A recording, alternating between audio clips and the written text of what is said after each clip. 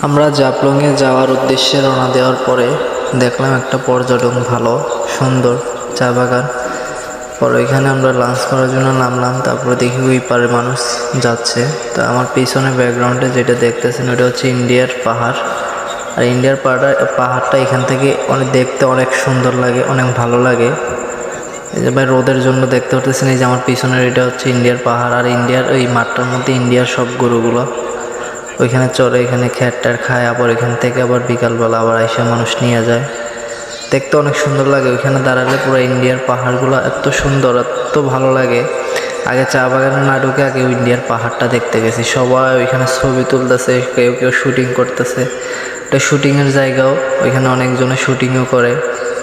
তো দেখে অনেক ভালো লাগছে, আমার কাছে অনেক ভালো লাগছে। আর সিলেটে তো আপনার ওইখান থেকে কাছে, জাফলং থেকে ডাইরেক্ট আপনি ইন্ডিয়ার বর্ডার ভিতর ঢুকতে পারবেন।